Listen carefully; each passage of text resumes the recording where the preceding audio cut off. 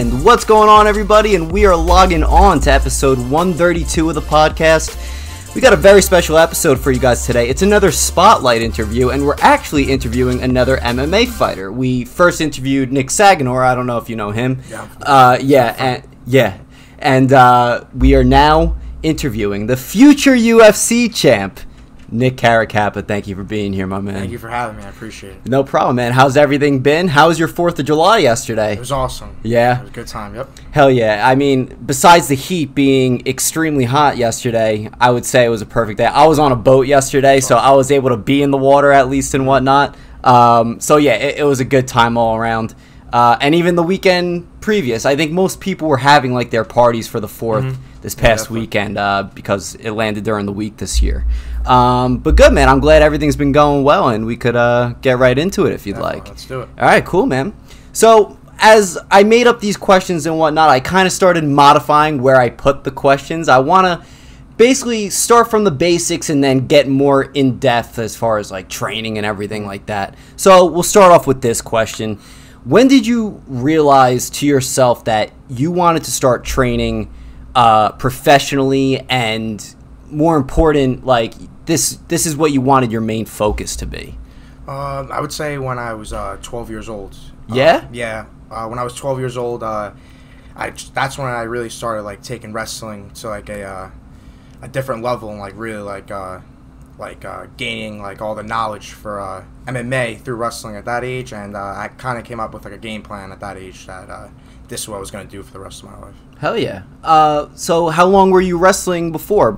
Did you start at 12 years old, or were you wrestling way before that too? I started wrestling, I want to say I was 6 or 7 years old. Okay. Very nice. And I'm sure you enjoyed the hell out of it too. Yeah, I loved wrestling. It was honestly the most brutal sport I've ever done, easily. Yeah? Yeah, easily. Most like gut-wrenching sport. Would you say even more than like MMA fighting? Yeah, definitely, 100%. Really? You gotta like, from like a wrestling standpoint, you gotta like you gotta lose weight for like a certain amount of time. The whole season. The season's like almost like 4 months almost. So, so if you're cutting weight for a fight, you only gotta make weight once and that's it. And you're not gonna be fighting every month, you know? Yeah. So like, you gotta look at it from like your diet. You gotta really be committed to wrestling. If you want to be good, you have to be all in. There's no like half-assing it. So you're telling me that like you constantly got to be changing weight for wrestling, like throughout the season? That's what you're saying? Like I wrestled 170 in high school. Okay. So the whole season I had to weigh in like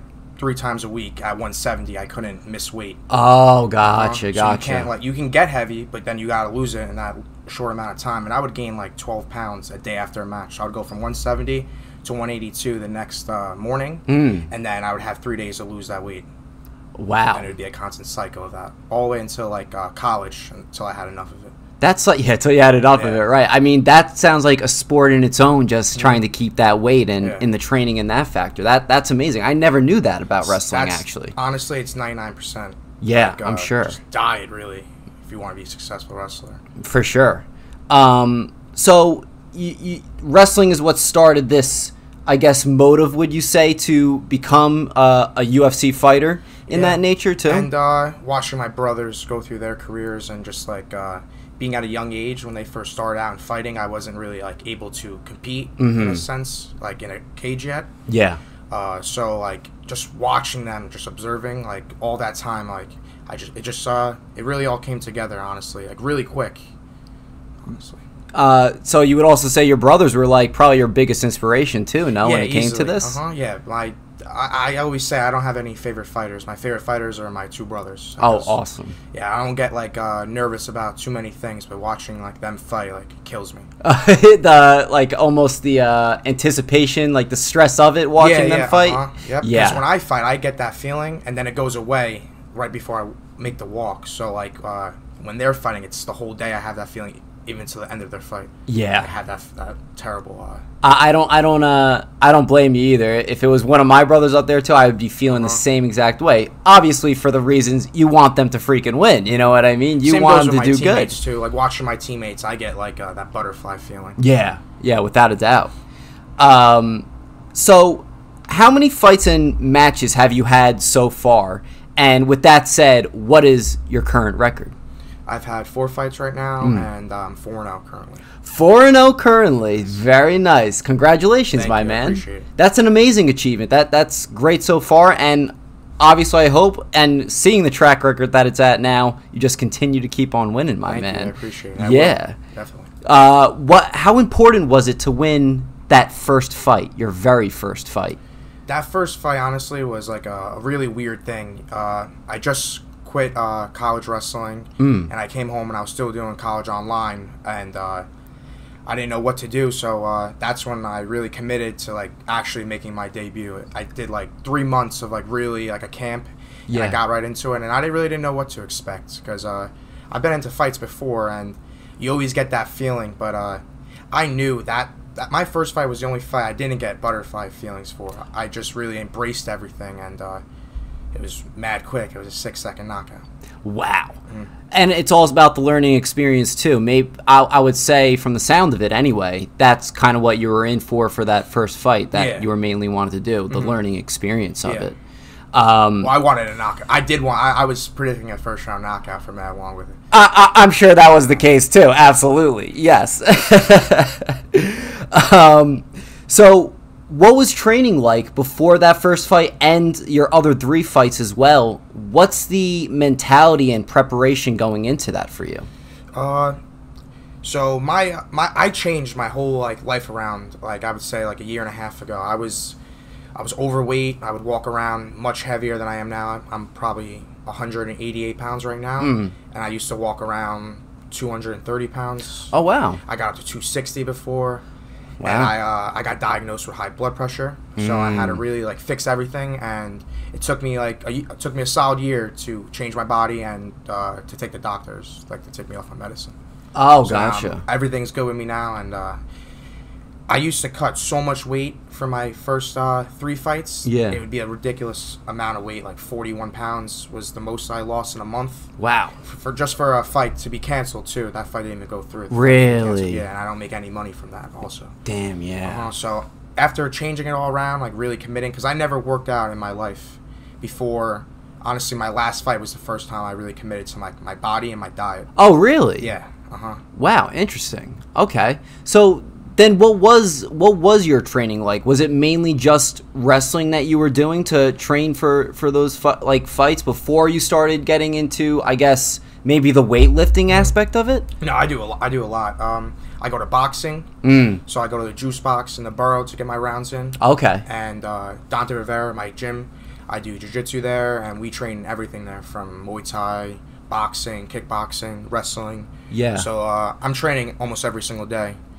And when I'm in a camp, I'm training every single day. Like, there's no off days for me, honestly. Like, it might be like a light recovery day, but I'll be running every single day when I'm in camp. God. And how important is running in the whole process? Running's the most important. It's been the most important thing to me when I first started wrestling, because if you don't have a gas tank, you're gonna get embarrassed. You might be like good for a round, but once that first round ends, like then you really see if you're about it and you're tough. Right. That's and when it shows who trained harder, who prepared harder for a fight. Absolutely.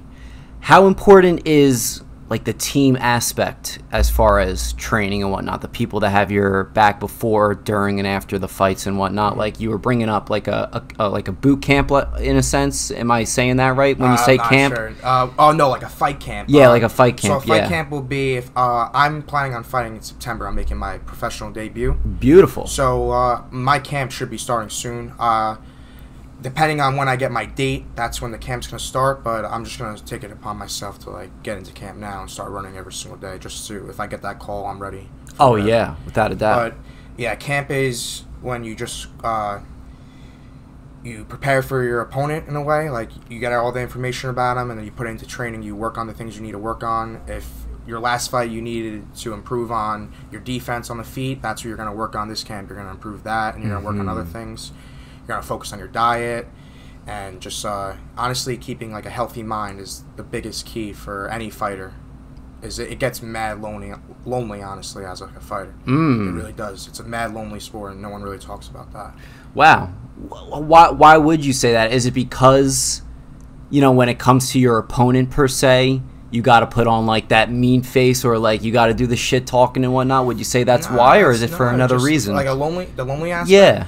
It's just because, like, you're doing it all by yourself, you know? No one's guiding you. Like, you might have your coaches who have your back and, like, tell you what to do, but, like, you're the one doing it. And, like, if you're having an off day and you go into the gym, like, it's going to play out into the gym. Like, it's not like a baseball practice where you strike out. You're getting punched in the face, and it's just going to really take a toll on your, like, your mental health, you know? And there's been mad times, even in my life with fighting so far. I only have 4 fights where I feel like I only have, like, myself in the fighting, and then, like, I have my teammates to remind me, like, they got my back too, like, when I'm preparing for a fight. Of course. And I remind my teammates the same way. I'm really close with my my main training partner, Eric Nolan. He's a professional fighter. He's about to be in the UFC real soon. Nice. Me and him always have these conversations about how, like, it gets mad, like, dark as a fighter. Yeah. Everyone only sees, like, the joy and, like, someone getting knocked out.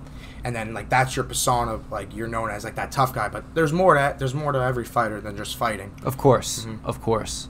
Now, yeah, that's an interesting aspect you're bringing up right now. And it's also a great point. Because when you do have those off days and whatnot, if you're in your head a little bit too much a certain day or whatever, it all comes down to you at the end of the day. The teammates are great to support and everything, but that can only go so far, I would say, in a sense, too. Yeah, and I learned that all my fights. Yeah. Leading up to every fight so far, like, you get that feeling where, like, you're like, I don't even really know how to describe it. Walking, like, down, like, a dark alley. And, like, you're just getting that feeling, like, your hair and shit, like, sticking up. Yeah, right. Feeling like it's just, like, you're nervous and you don't really even know what to think. And you're by yourself back there, you know, warming up, and you're just in your head, like, and you're literally getting locked in a cage, like, to fight someone with all your friends, family, whoever's there. Yeah. You know, it takes a toll, like, leading up to the fight. Like, you just want to perform to your best. Of course. It's also a lot of pressure in that sense, too, without a doubt. I love the pressure. That's one thing that's, like, weird about, like, me. I love pressure. Like, if I feel like I perform better under, like, the more lights there are, I'm going to perform better. Yeah. If I'm in a gym with 15 people and I'm fighting, it's going to be, like, an okay fight. But if I'm in a gym, if I'm in an arena with as many people as there's possibly be, I know I'm going to be the champion of the world easily. What do you call it? I would say that's like the higher the stakes, the higher the prize in that sense. Yeah, absolutely. I would bet on myself I would bet my house every single time I go into it. If I'm mentally prepared going into every single fight, I don't see another man my weight or my size ever, like, beating me in a fight. Right, I really don't. Love that mentality. I do love that mentality a lot. Going back to the camp and everything like that, is it also about, like you said, learning about your opponent and everything like that? How do you show yourself to your opponent before the fight in a way as of, is there any tactic that you have to scare your opponent? And it might not even be something you might even want to say. You might want to keep that to yourself. I'm an open book. All right, man. But yeah, that's my question basically. What's your tactics honestly, to it? No, I always say I let my hands do the talking. If, like, it's really hard for me to even get a fight now. Like, because if a guy sees my last name or watches any film on me, I wouldn't fight me. Like, I wouldn't want to fight me. That's how I look at it. And whoever does fight me, I kind of take it a little personal in a way. Like, he really thinks he can beat me in a fight, and he's going to take something from me that I worked hard for. Like, and I've been thinking about it my whole life, and I know he hasn't. I know he was probably thinking about being in the NFL when he was little. This is what I was thinking about when I was little. Right. That's probably ammo in itself to get you pumped up in that sense. Oh yeah, every fight I take, I go into. I'm like probably the nicest person to be around, but when it's time to fight, like, something just clicks in me, and I go into, like, that dark place I tell you about, like, all those dark thoughts you ever get. Yeah. And you're laying in bed one night, and you're, like, just thinking about life, and you just have all these emotions. I take all those emotions when I'm walking out, and it just makes me, like, just a different person. You transform all those thoughts and everything like that to that energy, to that game mode, that beast mode, if you will. Brings something out of me. Without a doubt, without a doubt. And some people have trouble finding that. Some people try to find something like a motivation, and if you're trying to find motivation in something, it's not going to work. You shouldn't have to try. You know? I agree. Just, like, speak to your soul. Absolutely, absolutely. And I'm sure that's what you found in that. Probably after your first fight and whatnot, maybe even a little bit before then too. That was honestly a blessing and, like, a disguise, my first fight, because everyone chases that type of knockout, and I got it in my first fight, and it was the fastest knockout in that promotion's history, and that's, like, one of the most prestigious promotions around here And like the whole, honestly, besides like UFC and like the mainstream ones that you see, like CFFC is gonna be like as big as like Bellator and UFC one day. UFC Fight Pass right now. There's been tons of UFC guys to go through CFFC to go into the UFC, and me right now, I have the fastest knockout ever in that company still, and this was in 2020, my first fight. That's incredible. Yeah. Good for you, man. That's a great like milestone even for yourself. Yeah, but then the what's terrible in that is I ate off that knockout. I lived off that. I thought like I'm indestructible. I don't gotta work nearly as hard if I can just touch someone and they go to sleep like that. And then my second fight, I prepared hard for, but the diet, my diet wasn't on point going into that fight, and it really showed. Like I did amazing in that fight. I thought it was one of the cleanest I looked on, like my striking wise, but. I know if it was me now, I would have finished that fight by a knockout or a submission. Same thing with my third fight. I've had 4 fights now, and 2 of them were title fights. And I was the main event of 2 cards, and that's not really like heard of. Someone so like young into the game to only have 4 fights and main event 2 of them for belts. What were the? Has it only been one weight class so far that you fought in, or has there been multiple? I'm glad you brought that up. I would have forgot. My first 2 fights were at 175, so that's a catch weight. The weight classes, I'll run through the weight classes real quick. Like all of them. It's 125, that's flyweight. 135, that's bantamweight. 145 featherweight, 155 lightweight, 70s welterweight, that's what I fight at, and middleweight's 185, then there's heavyweight 205, and then heavyweight 265. Okay, gotcha. And they do like catch weights, like if you and your opponent, like if it's a short notice fight or something, and you both agree that you can't make 170, they'll give you an extra 5 pounds. So, and I took advantage of that because I just thought I never was going to be able to make 170. I really was just like screwing around. Honestly speaking, I'm very honest. Like I was trying to save as much time to not make 170. So if you gave me a catch weight, I was taking it no matter what. It's kind of stupid. It's not really like a good thing, but I still won and everything. But I took a fight at 185, and I still won. It was for the belt, but that was the worst I've ever felt in a fight because I had just carrying a lot of extra weight and stuff. It just made me sluggish and stuff. And everyone says it was a great fight, but I look back and I don't even want to watch any film on that fight. It's just the way you felt during it, and the way I personally. looked in it too, because my diet. Honestly, my first fight, I thought I looked alright, like body wise, and then my last fight, I liked the way I look because I'm like working now, like I'm seeing like the progress I'm putting in, right, and it motivates me more to keep working to get better. Absolutely. Which weight did you prefer? I guess you already answered that in a sense, right? 170. My last fight was the first time I made 170 pounds since high school. Oh, wow. Yeah, I haven't weighed that less. It's been a while. Gotcha. Now, when it comes to looking back at these fights and everything like that, where could you find them to watch? Is it available somewhere to watch? Facebook, I think. Facebook? Yeah, if you go on Cage Fury Fighting Championship on Facebook, you have to look up the event on the date I fought. It's very complicated. It's not that complicated. It's there to find. You just have to look up my event, like CFFC 97. Oh, gotcha. And then you have to find it in the video. Yes. But my last fight, it was streamed on some service on the internet. I'm not sure. Were all of them streamlined? Yeah, they were. That's awesome too. My next fight should be on UFC Fight Pass or live on YouTube. Oh, awesome. That's awesome. Yeah. Hell yeah. That should be at the Parks Casino. Parks Casino in Philadelphia. Yep. Yeah. Where else? Like, where else have you fought before? So, I was 3-0 in like over here in Jersey and stuff. I fought in PA because I fought at I don't know if you're familiar with like WWE and stuff. No, I'm not with WWE. Not me really either. But like the arena I fought at was an old like ECW arena. Okay. And like it's like a sick ass arena. It's really good vibes there. It's like it's like kind of little, but it's like insane. Like just the atmosphere of it and everything. Yeah. And then I fought at the Showboat. In AC? Yeah, in AC. Nice. And that was for my first belt I won. And then my last fight I fought in Long Island, and I forget the name of it. I don't remember. Yeah. But you've been kind of around the block a little bit as far as Jersey and PA with that. Yeah. My last fight, I got called out, and they set it up in like a week the fight was set up, this kid just randomly took it upon Instagram, just tagged me and called me out. Oh, really? Yeah, and he was talking mad shit. Mad shit. And I didn't even really say much back to him. I kept it quiet. And even till the weigh-ins, he was chirping the whole time, and I just kept it composed. And everyone looking in from like an outside perspective, like, reminded me like that was mad professional. You didn't say a word, you held your composure, and then the next night you beat his ass. Like, you just didn't do anything. Well, like you said before, let your hands do the talking. Exactly. That's why I said to him, like, all this talking you're gonna do, I'm gonna break your face. Yeah. Fight. Yeah. And I was willing to die in that cage because he said mad stuff like "fuck your last name," really? A bunch of stuff. Yeah, and that's when I knew, like, okay, like, this is not like entertaining anymore. This isn't to put on a show for people. Like, now you really like.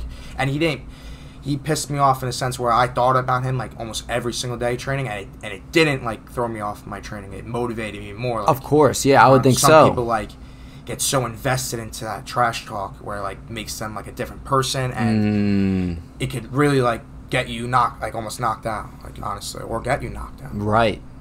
Even in like the streets, like tough guys get hurt. The guys who are always screaming at a bar or something, those are the guys that are gonna get like in trouble or hurt. Without a doubt. Yeah. Now, you brought up a good point. It's like it's not even entertainment for the people anymore. Like, things got personal. I'm sure it still is too. Like, people love like that. They want to see us fight now. Like, you get it. Exactly. But there's other ways to sell a fight. You know. Oh, there's yeah. Other ways, and we sold that fight, I think, because I made like a couple posts on Instagram that blew up. But he was a clown. I got respect for him now because we went 3 rounds. He's fine with me. Yeah. That was going to be another question of mine, actually, when it comes to your opponents. You knew it was going to happen. You knew it was going to happen. I knew it was going to happen. Every opponent I fought so far, I become friendly with. Good. For the most part, like, I'm friendly with all of them. Yeah. Maybe, like, I don't know. It depends what you call friendly. I root for the first 2 kids I fought for 100%. Like, those kids are mad cool. Mm-hmm. Really, after that, like, I'm not even really here to really make friends, like, with, like, fighters, you know? Like, it's cool. Like, yeah, we fought. We're going to remember that for the rest of our lives. I mean, we fought, but... Right. I'm not going to buy you a drink after the fight. Right. Yeah, I gotcha. Yeah, I mean, it's all about yourself in that point. It's for you and yourself to improve.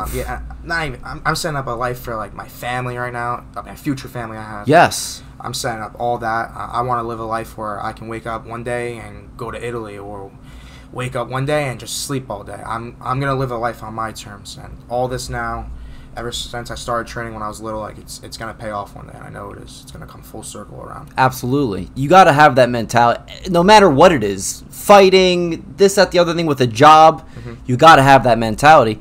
It's almost like manifesting in that sense. Yeah, I've been manifesting. You know? And I love manifesting. Yeah, man. Honestly, what I've manifested my whole career already, honestly, from when I was little, and then, like, me now, like, doing, like, the interviews, even this, everything, I manifested all of this, and now it's, like, really all coming to play now. Like, after I really changed my life around, I feel like it's God reminding me, like, I'm here for a reason, you know? Absolutely. Yeah. Absolutely. This is my reason. Like, I feel like my reason here is, like, to provide for my people. Like, whether it's my friends, my family, anyone. Like, I'm there to provide for them. That's the life I want to set up. And I know I can honestly be, like, the greatest fighter to ever walk this planet. Like, I'm not even saying that, like, with a funny face. Like, I don't even think it's, like, a joke when I say that. I really am confident. Like, right now, I would beat most guys in the UFC if I just had, a platform. I just need that platform, and it's going to take, like, 3 fights. And it's not going to be that long, because I'm turning pro now, and your record goes back to 0-0 now. Oh, does it? Yeah, so if you were, like, 0-10, and you as an amateur, and you're like, okay, I'm going to go pro now, for some reason, like, clean slate. Yep, and your record goes 0-0, but then that's it though. Like, then it's the set record right there. Yep. So like, there's mad people that go like 6-0, 7-0 as an amateur, and then they're like 1-4 as a pro, because it's a totally different ballgame. That's what happens with most wrestlers, and I don't wrestle in my fights. Like, no. The only thing I'm trying to do is just cause damage in fights. That's like right. Yeah, I picture it like a carnage, like a car accident going head on, like bulls clashing, like. Right.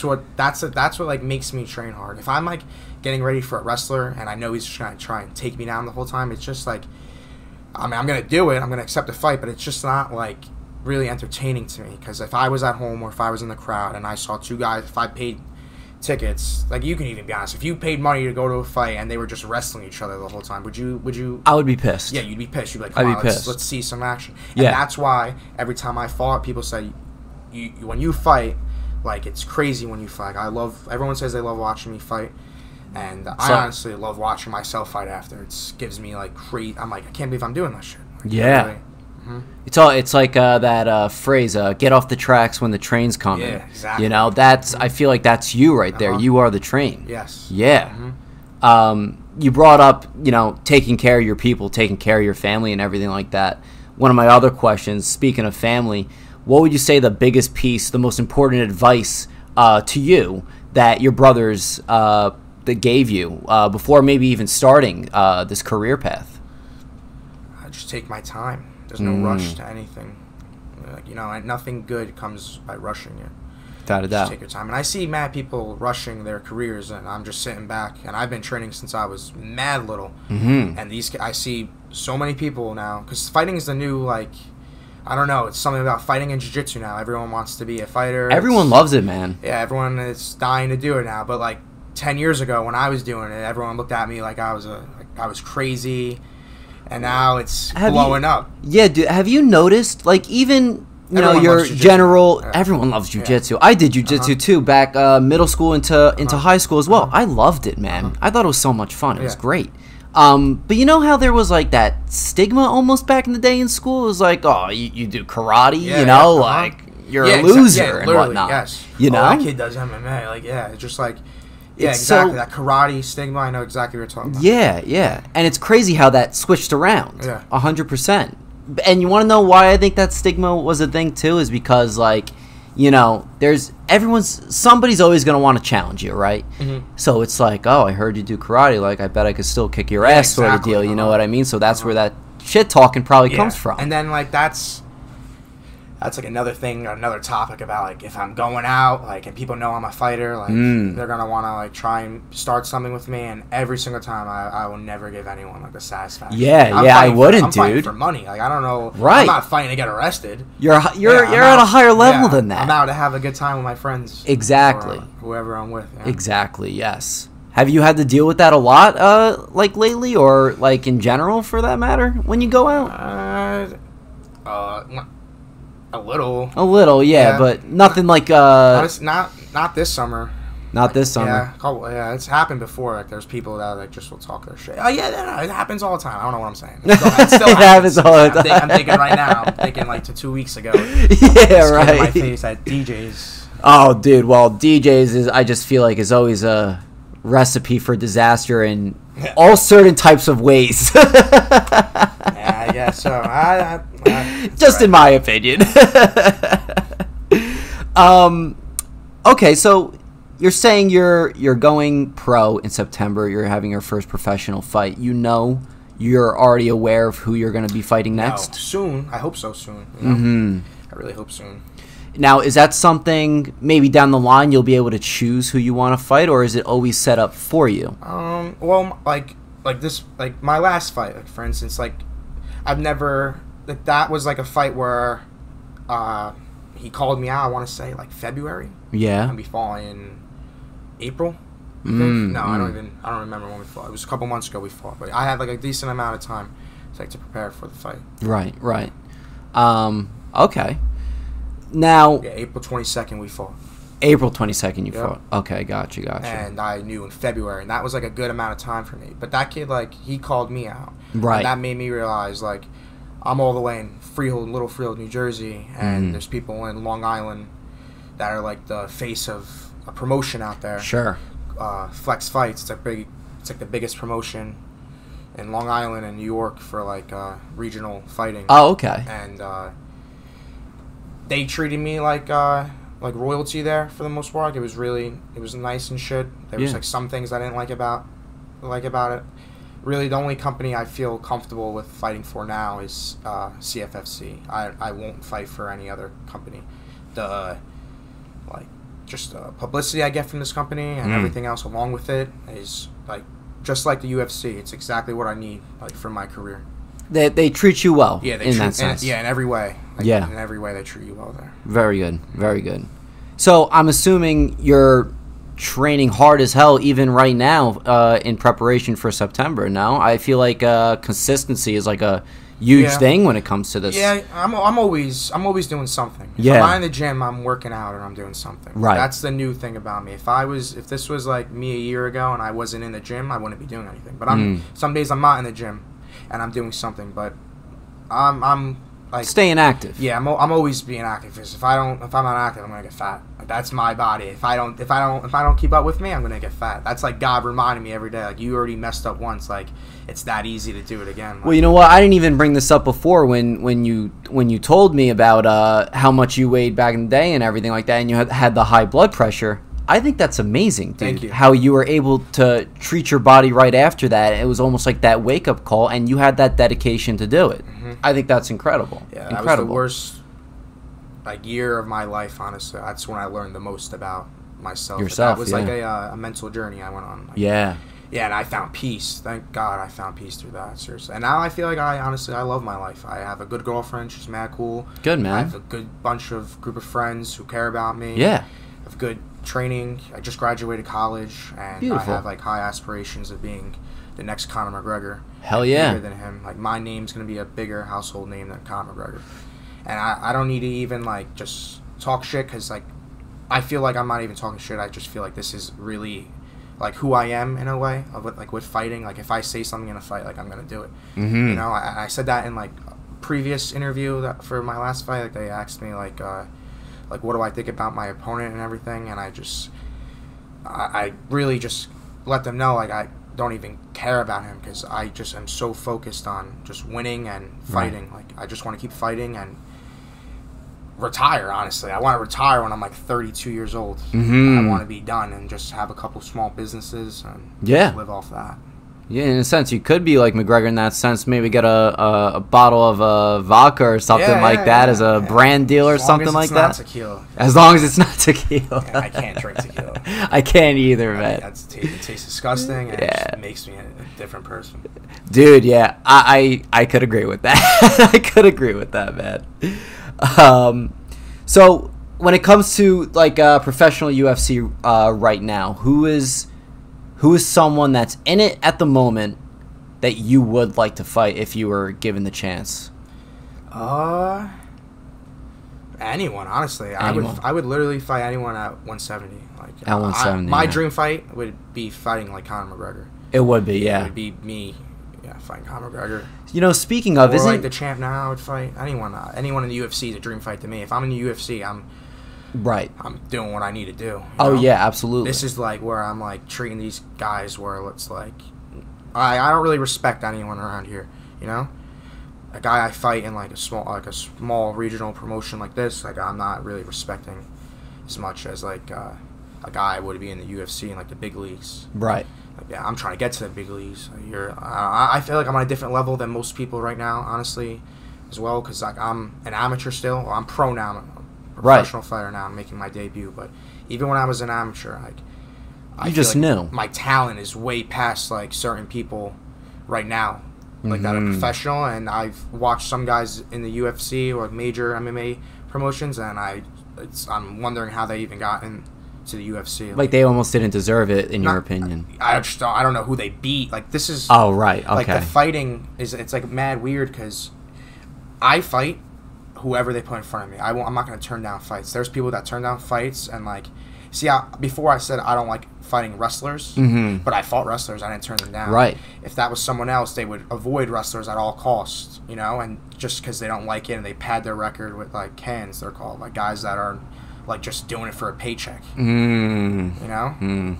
It's not like for the right reasons. Like, you could be 10-0, but who did you fight 10-0? Okay, one of them had a pretty good record. Everyone else was an average guy.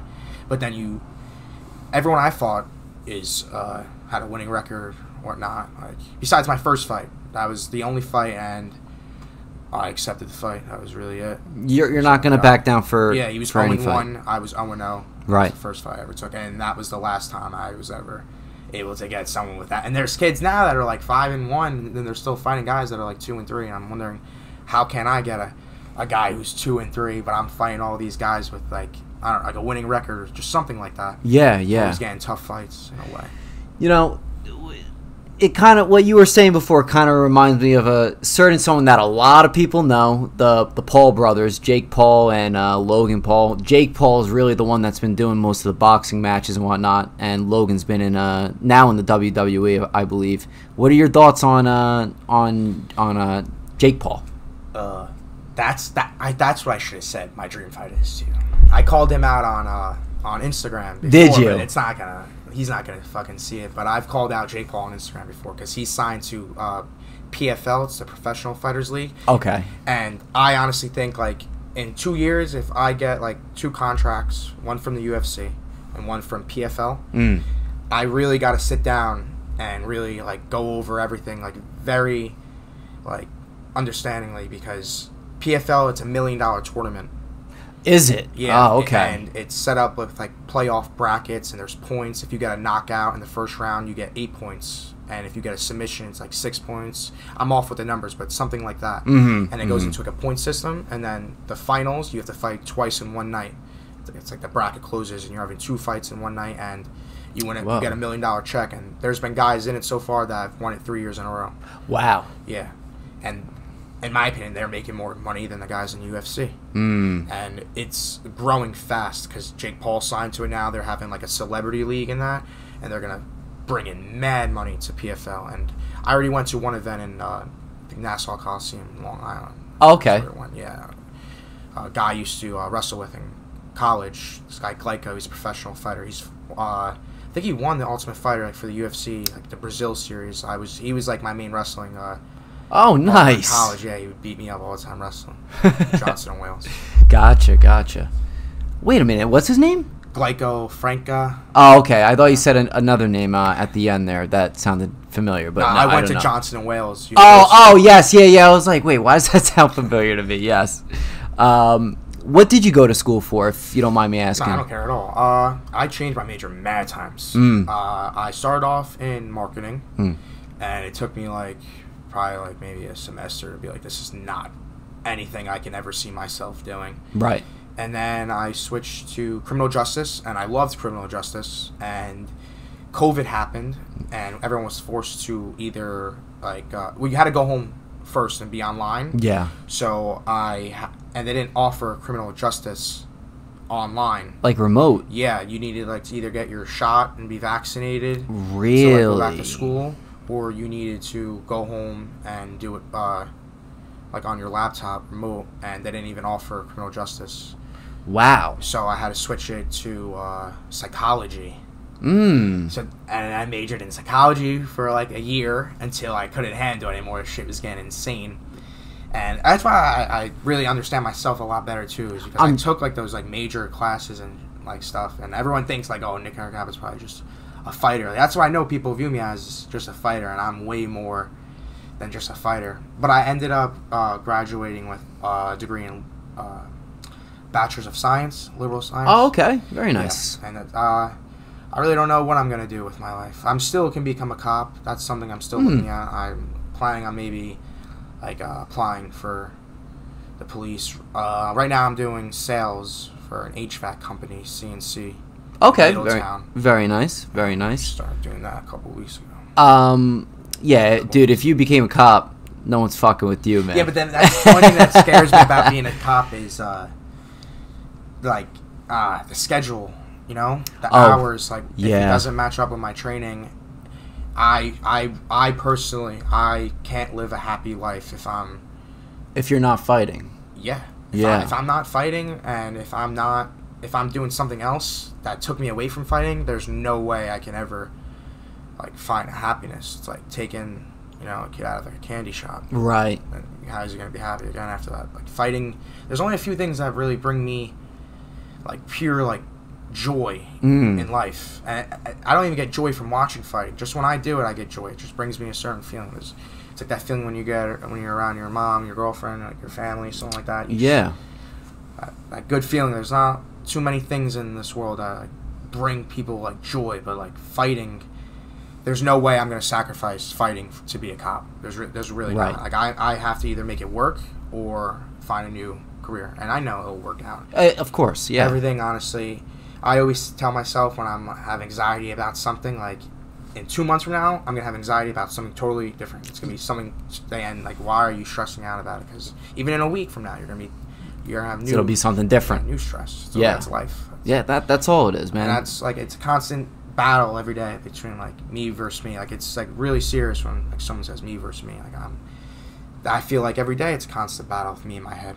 The moment I wake up, that's when those demons like kick in, you know? Yeah, man. Dude, I have them from time to time too. It sucks, but the important things to learn with it is, one, balance. Balance is so important. Eating healthy, working out. There's plenty of times to do everything in the day, right? Yeah. And you should do everything that benefits you, and there should be a perfect balance with it. The other thing is just self-motivation and whatnot, and finding your passion, which I'm incredibly happy you found your passion in fighting. And, you know, I found my passion in the podcast and video editing and everything like that. Like, I'm in total agreeance with you when it comes to, if there's going to be a certain job or a career that stops me from doing my video production, I probably wouldn't end up doing it. Yeah, you know what I mean? It's about what makes you happy in life. And another great point you brought up is that I think for most people, there's not a lot that could bring one to pure joy, like you were saying. You know, makes you want to get up out of bed. Exactly. You know, because like some people fall into that mindset where like, okay, I just graduated college, now I have to go get that job, like, and I have to do that, and like, there's no way you're telling me like for the most part, there's no way you really can figure out your life in that small amount of time, that in those 3 or 4 years you're going to figure out the rest of your life, because God forbid something goes wrong, that's all you did your whole life. And people don't have backup plans. That's why I got my backup plan. To me, my backup plan was college. That's why I went to college. Right. If fighting doesn't work out, I have a degree to fall back on. I'm okay. Right. And I already completed the first big thing of my life. I was the first person to graduate college in my family. Oh, are you? Very good. The joy I got from that, honestly, I hated going to college. It was probably one of the worst experiences I've ever had. It was mentally draining, but getting it done and graduating, that was something that was a one-time feeling. It's a huge accomplishment. Yeah. Huge accomplishment. Seeing my parents, like, literally cry, both of them, like, that blew me out of the water. Yeah. That made me want to get back to fighting, just to provide for them one day. Absolutely. Set up their life for them, that they can do whatever they want with me. Well, I think you have a great goal in mind, and, you know, you've been saying it throughout the podcast, taking care of your people and everything like that, and I think it's a great goal and motivation factor to have when it comes to fighting and everything like that. I feel like by the sound of it, that's like your main driving force, is it not? Yeah.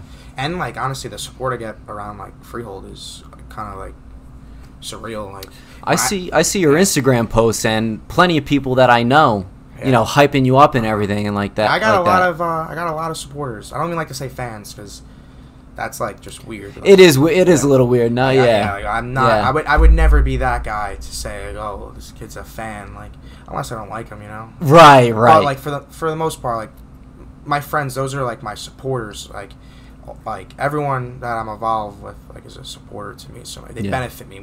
So everyone I involve myself with, I benefit. I don't hang out with no one that's. I'm not benefiting from. Almost like a deadbeat. Yeah, almost exactly, in a sense. Exactly. And I'm not. I would never associate myself with someone that is gonna like drag me down in some way, whether it's like doing something that I would never do, or just like mentally, I couldn't be around someone like that. Sometimes when it comes to people like that, you don't notice, and I'm not saying you don't notice it until it's too late. It's never too late, but sometimes it's hard to notice some either flaws, which, you know, that's not bad to have either. Oh, everyone has flaws. But you know, are they benefiting you? Are you benefiting them in that sense? The equal trade, in a sense. Balance, the 50-50. Like, that's how any friendship, relationship be. It all should be like that. Like, you can't do. I would never hang out with a friend who's constantly blowing me up for something, and then the moment I need him for something, like, he can't be found. Yeah. But I come through, and that's happened to me. I'm sure it's happened to you. Happened to me too. Yeah, man. I feel like there's more like evil than good in this world. I know, which is unfortunate, but I agree with you. And I do a lot of small things, like, I don't even tell anyone, like, whether it's like paying for the person behind me online at Dunkin' Donuts, Yeah. the drive-through, like Paying it forward. that's like that's a joy. Like that brings me a certain type of joy. Like I don't even see their reaction. I don't even know if they could say the most. They could be like, "What the fuck is this kid buying me coffee for?" Yeah, right. And I'm driving away like, smiling like I just did an amazing thing. Yeah, yeah. Going back to the fans and the supporters. Like, yeah. Freehold though, like I feel when I fight though, it's like a local holiday in Freehold. Like everyone's like excited. I have like 200 messages like I get like, and it's growing every time. It's more and more people. I get more and more views now. Yeah. I almost hit like 20K views on some of my posts. Oh, awesome. Yeah, I really like. I've been blowing up big time. Honestly, You've been making a name for yourself, man. And yeah. and I'm happy that I made a name for myself. That I'm not living in the shadows of my brothers, because I knew that going into fighting that I'm not going to be like just known as a Caracappa. Like I wanted to make a name for myself. Right. I want to have my own fighting style, and I do. I love my brothers to death. They're amazing fighters. Yeah. They're what I strive to be. I take a little bit from each of them and I put it into my own fighting like career and the way I fight. It's really like the way I fight is if you took both my brothers and you combine them and put it into me. Like I'm their younger brother. Like I've looked up to them. Yeah. For my whole life, whether it was wrestling, my brother Matt, even skateboarding back in the day, like everything. I've always looked up to my two older brothers. Those are like my best friends. They still are, and I feel like I get a lot. Like I feel like when I'm in there, it's like I just know I'm gonna win because I had them my whole life. Yes. Like just messing around with me, fighting with me. Just I feel like me and my brothers are really built different, and I feel that me and them really put MMA on the map in Freeholds. Big time. I agree with that. I agree with that. My brother Phil was honestly the first fighter around here in 2013. He made his amateur debut. And that was when I graduated high school, 2013. Yeah. I was in 8th grade, and I remember that like it was yesterday. I was telling all my friends, and like just I don't know, having them like in my corner is the craziest experience of my life. Like walking out with them for a fight. Like, there was a fight in AC. And it was the first time they were both in my corner. Yeah. And I just felt like just a different vibe going out there. And it was good and bad. Because I love them so much where, like, being with them, it could make me, like, extra nervous in a way. You know what I mean? Yeah. And then it also drives me to be a better fighter. Because when I'm out there in the cage, like, I want to hear what they're thinking. Because I know when they're fighting, I'm screaming. I would want them to hear what I'm saying. Of course. Because, like, they know me better than anyone knows. Yeah, right.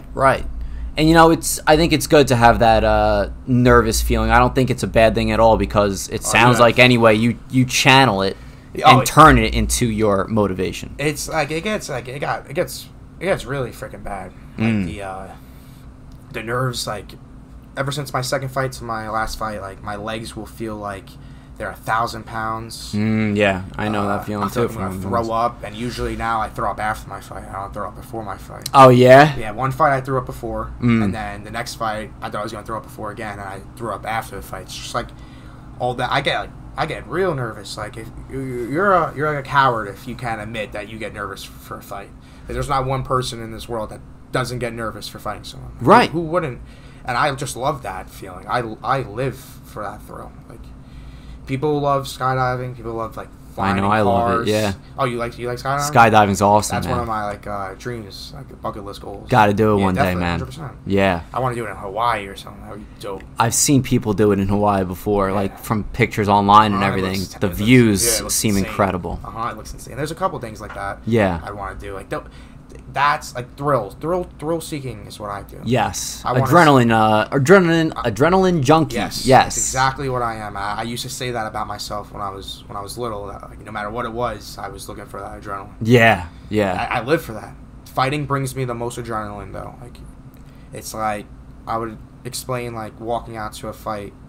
If there's like a train coming at you and you have like 5 seconds and you know like you got to jump to the side, like because that's what it feels like when you're walking out. It's either you walk away from the fight and you just because once you're there, there's no going home anymore. Oh, once right. you're at the arena, like that's really it. You know you have to make that walk. Yep. So you're right. You have to channel it, and I do a great job at channeling it up until for some reason when my walkout song comes on. Mm-hmm. Once I hear my music, that's when I start thinking of like Those last minute like thoughts, right? Yeah, those like dark, lonely, 3 a.m. thoughts that only you know about. That like breaks you down. Like, constant struggles. That's what I take into my fight. That's why I know like, that people can't hang with me in a cage fight. Maybe in a bar fight, you got a beer can. Right. Man to man, I don't see a guy beating me in a fight. Right. And I think all everything that you just said as far as feelings and thoughts and all that, I think it all, and the adrenaline, all comes with the job, man. Yeah. All comes with the job. It's what you signed up for. Exactly. So I hate when I hear like fighters complain like yeah, it's lonely, but I'm choosing it. And I'm learning to like cope with it to one day maybe not be lonely with like doing fighting. But it is a lonely sport because you are running, you are sacrificing weekends when your friends are going out, hanging out. Your friends are going to bars. You want to hang out with them, you can't. You like family parties, Christmas dinners, Thanksgiving dinners. Like my whole life, I never enjoyed one Thanksgiving until I was from like honestly the age of 12 till I was a sophomore in college when I came home. That's sophomore year of college. Like I was 21 was when I first got to experience a Thanksgiving like with my family and like eating it, like really enjoying because I would never be able to eat because of wrestling. It's lonely and you see all your family eating and like you can't eat because of the weight the weight watch. Like that like food used to be the only thing I cared about. Like food, like I just used to be obsessed with food. I still love it, but that's why I used to be fat because I would just love eating. Now like I wouldn't necessarily be that upset if it's Thanksgiving dinner and I'm not eating because the food's gonna be there another week. Like I'm gonna not just that, man, but there's bigger things to look forward to. Yeah, that paycheck. Exactly. That bank account. Exactly, my man. Yes, yes, it is. Speaking of the meals and as far as diet planning and whatnot, walk me in the day of your life as far as breakfast, lunch, and dinner. What's your go-tos when it comes to that? When I have a fight coming up, depending on like where my weight's at, like my last fight, I would wake up and I would either have a nice like smoothie, like a big smoothie. I don't even know how much, honestly. Like probably like 30 ounces, honestly. All healthy stuff though, nothing like added to it, like right, like a good like, and not with ice cream, with like yogurt. I would have it with like plain yogurt, that nasty tasting one. Yeah, right. Yeah, I know what you're talking about. Blueberries and stuff. Yeah, almond milk and just something like that, and then a lot of like steak, a lot of red meat, fish, salads, fruit. That's like right there. I eat like a caveman. Like honestly, like if you were a caveman, like, you'd be eating steak, salads, and fruit. Fish and fruit. Fish. Yeah, exactly. Right. That's what I keep to in like a fight camp. There's no Wawa. There's no McDonald's. There's none of that. No soda. None of that junk. My last fight was the only fight that I've ever committed to a whole entire time, and it was mostly because I was tired of like feeling like because I always knew I was a fighter, and all my friends used to say like, you have that hidden X factor about you, and I'd be like, what do you mean? And they would say like, you don't look like a fighter, but you would beat someone's ass. And I'd be like, yeah, I know. And then that would like honestly like drive me like in my head insane. Like, okay, I have all this talent in the world, but I'm missing the whole other half of fighting is like physically being there. So then I took that all as motivation until I was 23 years old to really like get into my body. And then when I got into it, in a week I started seeing the changes. And then everyone tells me now like I can't even recognize you anymore. Seeing and feeling the difference, probably. Yeah. I would wake up when I had high blood pressure. I'd wake up every morning like 5 o'clock, like not from wanting to wake up, just up, and I would be like nauseous just from stress, and my back would be killing me from my my liver was really bad. Oh. Yeah, I had a really bad they were doing a lot of tests on me because they didn't know what was wrong with my liver. I had a lot of protein in my urine and stuff. And for like 6 months, I was going through tests. So many things they were telling me I had. That had to have been scary. Oh, it was the scariest thing in my life, and it made stress worse. Like, honestly, like, I got, like, stress rashes. Like, I didn't even know what that was before. Like, that's how bad until then. Yeah, right. That's how bad it was getting. And then, like, I really, like, I was at the point where I wasn't medically cleared to fight anymore. Oh. So that's when I said, like, I really just ruined everything I had going for me. And there was, like, more to it, just me being, like, I couldn't, like, handle myself eating. Like, I wasn't just sitting home, like, not eating. There was a lot of things that went into, like, that time period of my life. And like it's disgusting to honestly even like look back. Like if I see a picture of my old self, like, ugh, like, I made sure to like remove all that, because when I see that, it brings me back to that time period of my life. Right, right. And just I never saw. I would hear people say like a picture can bring back a memory very easy, but until like that pain, it's the pain that's what makes me a good fighter. The pain I take into a fight, that's when I say like, I'm gonna bring the pain. My last fight, I was like, I'm gonna bring the pain like tonight, and I don't mean that like in a corny way. I'm gonna bring the pain, like my pain. There's like, actual meaning to it. Yeah, like I'm bringing everything I've ever like went through in my life that my mom went through, seeing my mom struggle with my dad, my brothers. Like that's that pain. That's what comes out of me. Like I'm fighting for my last name in that cage. Yes. And like people say they say the same things to me, and it just doesn't really to me feel like authentic, like exactly. passionate. Yeah, authentic. Like real. authentic. Yeah, it just doesn't. It seems like they're saying what they want, like what they need to say for everyone to say, like, "Yo, you're a savage. Right, you're a fighter, right. bro. You'll beat anyone's ass." I'm not looking for satisfaction. No, I never have. Yeah. I'm just looking to do what I want to do, and I'm getting a lot of supporters through it because I'm passionate about it. And that's, you can see who's like passionate just by like. When the moment you meet someone, you can tell who's passionate about something. You know, without a doubt. If you ever meet a car enthusiast, the moment you meet them, you can just tell they love cars. Yeah, right. You meet a fighter, you meet a real fighter, and then you meet someone who like does it because it's a hobby and they love it. Like I don't do it because I love it. I do it because it's the only thing I know. It's the only thing I've been doing my whole life is wrestling and fighting. But I don't wrestle in my fights because I hate wrestling. Right. Yeah, I was a wrestling coach at Colts Neck High School. Oh, were you? This past season, yeah, I was the assistant. Oh, coach. nice. Yeah, very It nice. was a great time. That actually was a big part of me losing weight. I started off like probably 205 pounds at the time when I started, and then I ended the season like probably like 185. Wow. And then I took it upon myself like when I got there, and I was like, damn, like this is like now when this is helping out a lot. Like I should start like working out now because I'm getting like toned, and I'm just not even doing it. I'm not even working out. I'm getting toned now. That's when I started really working out, and then I was like, okay, this is addicting. Like, yeah, working out makes me happy. It's a good stress relief. There's nothing better than a run though, for me. The cardio aspect of it. Yeah, like just like clearing my head on a run. Yeah. Do you listen to music when you run? Yeah, you do. Music is probably that's. It's probably the best, right? There's nothing, that's like taking away music, like taking away fighting for me. If you took away music, it's be the same thing. What's your walkout song, or does it change?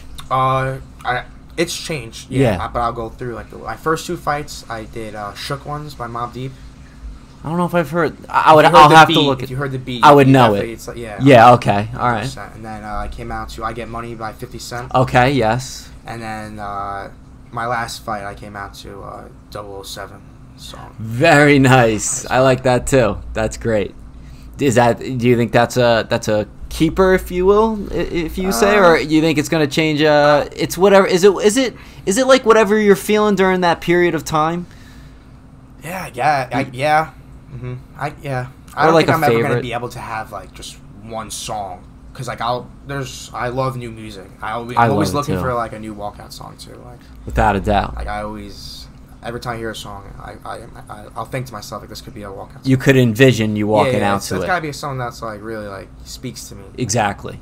Exactly. Right. Well, man, I think that's all I got for you for the most part, man. I want to congratulate you once again. Thank you. I also want to say I'm extremely happy for you too, as far as the struggles you went to where you are now. Thank you. And much of luck as well as the years go on and you go professional and everything like that. Thank you. No problem, man. If you'd like, you could speak over to the audience of where they could find you on social media and wherever else you want to promote. I don't even know my Instagram. You're good. I don't know my Instagram. Just my Instagram is Nick Caracappa 170. Gotcha. It's really the only social media I use. So okay. So that they'll be able to find how they could watch the next fight and everything like that. Like I treat like my Instagram account as literally like my business account. Like right. I'm literally like promoting. Like people think I'm like posting like maybe just like videos of myself, like because I like seeing. I'm not doing it like for that. If you don't like it, don't watch it. I'm doing it for. I'm promoting myself. I'm putting myself out there like that, and it's working. Without a doubt. Without a doubt, it is. Uh-huh. Hell yeah, man. It's working. Hell yeah.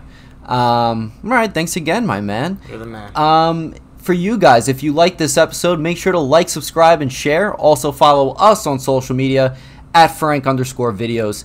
And with all that being said, we hope you have a wonderful night, and peace out. Is there such thing as superhero movie fatigue right now? The Pokemon, if they're taking over the world, right? We're in such a bad time with superhero movies. Like, we're in that fatigue point where when the Pokemon take over, first off, who's directing?